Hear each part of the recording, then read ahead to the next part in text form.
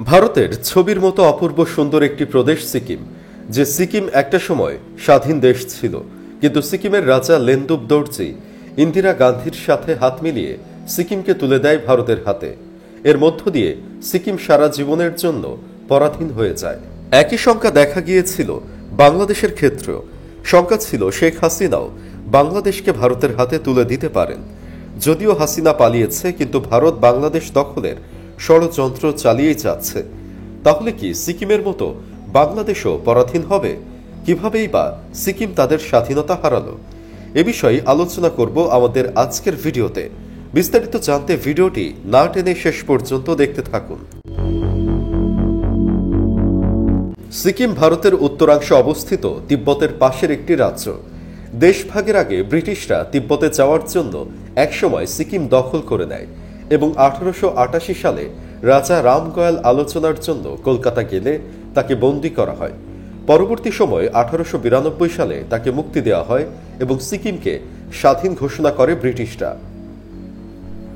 Prince Charles 1905 সালে ভারত সফরে আসলে সিকিমের চৌগওয়ালকে রাজার সম্মান দেওয়া হয়। কিছুদিন পর চৌগওয়াল পুত্র টুলকু ক্ষমতায় বসে সিকিমের ব্যাপক উন্নতি সাধন করেন। 1947 সালে দেশভাগের পরেও সিকিম স্বাধীন রাষ্ট্র হিসেবেই ছিল। 1962 সালের ভারত চীন যুদ্ধের পর সিকিমের গুরুত্ব বেড়ে যায়। 1963 সালে রামগয়াল এবং 1964 সালে নেহরু মারা গেলে পরিস্থিতি পাল্টে যায়।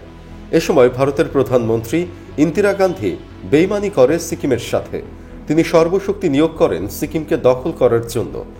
এ সময় ইন্দিরা গান্ধীকে বেইমানি করতে সাহায্য করেন সিকিমের প্রধানমন্ত্রী কাজী লেনদুপ দর্জি।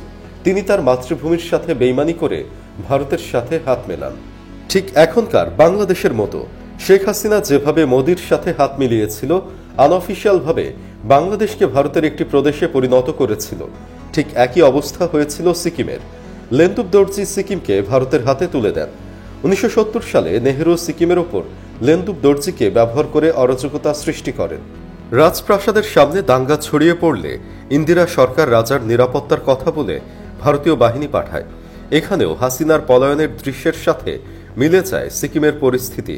শেখ হাসিনা বাংলাদেশ দখলের জন্য আমন্ত্রণ জানিয়েছিল ভারতীয় সেনাবাহিনীকে, যদিও শেষ পর্যন্ত ভারতীয় বাহিনী বাংলাদেশে আসতে পারেনি, ফলে হাসিনাকে পালাতে হয়।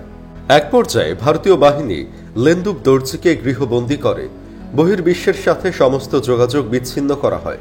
পরে বিএস দাস নামে এক ব্যক্তিকে ভারত সরকার সিকিমের প্রধান প্রশাসক হিসেবে নিয়োগ প্রদান করে।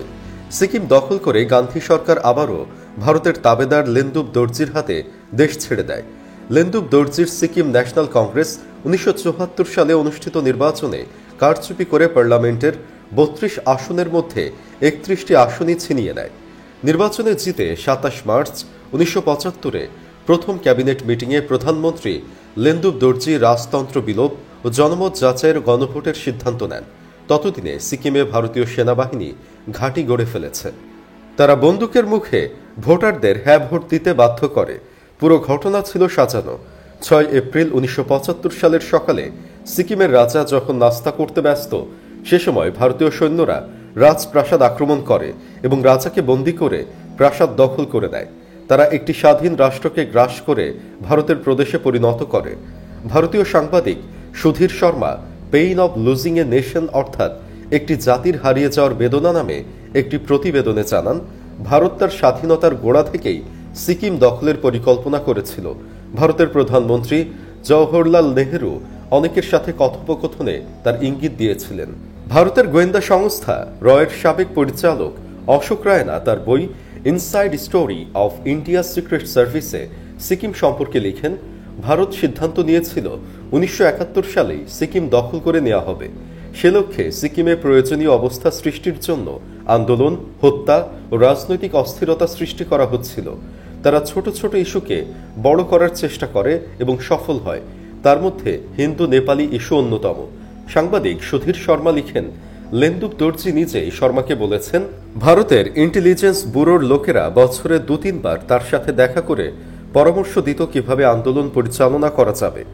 তাদের একজন এজেন্ট তেজপাল সেন ব্যক্তিগতভাবে তাকে অর্থ দিয়ে যেত এই আন্দোলন পরিচালনার জন্য। এই অর্থ দিয়ে রাজনৈতিক সন্ত্রাস পরিচালিত হতো। শর্মা আরও লিখেছেন, এই সিকিম মিশনের প্রধান চালিকা শক্তি ছিল র। ক্যাপ্টেন ইয়াংচু লিখেছেন, ভারতীয় সামরিক বাহিনীর সদস্যরা বেসামরিক পোশাকে রাজার বিরুদ্ধে গ্যাংটকের রাস্তায় মিছিল, আন্দোলন ও সন্ত্রাস করত। নেহরুর পরামর্শ, মদত ও উৎসাহে সিকিম ন্যাশনাল কংগ্রেস গঠন করেছিলেন লেনদুপ দর্জি।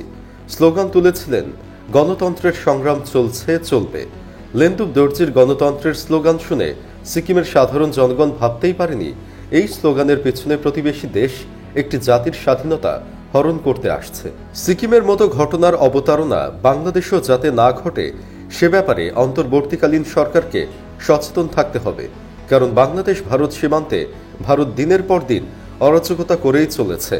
সীমান্তে ভারত সরকার ক্রমেই বিএসএফ বাড়াচ্ছে।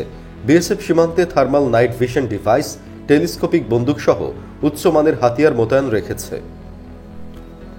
এই সঙ্গে প্রায় ৩,০০০ কিলোমিটার এলাকাকে কাঁটাতারের বেড়াসহ ফ্লাড লাইটের আওতায় আনার এবং প্রশিক্ষিত কুকুর জার্মান শেফার্ড মোতায়েন করা হচ্ছে। ইতোমধ্যে এসব কার্যক্রম বাস্তবায়নে অনেকটা এগিয়েছে বলে জানা গেছে। বাংলাদেশের সঙ্গে পশ্চিমবঙ্গের সীমান্তের ২৭৭ কিলোমিটার এলাকা ফ্লাড লাইটের আওতায় আনার কাজ ২ বছর আগেই সম্পন্ন হয়েছে। পাকিস্তানের সঙ্গে ১৯৯৯ সালের কার্গিল কনফ্লিক্টের পর থেকে উচ্চ পর্যায়ের একটি প্রতিরক্ষা কমিটির সুপারিশের ভিত্তিতে বাংলাদেশ ভারত সীমান্ত প্রতিরক্ষা ব্যবস্থা শক্তিশালী করার উদ্যোগ নেওয়া হয়।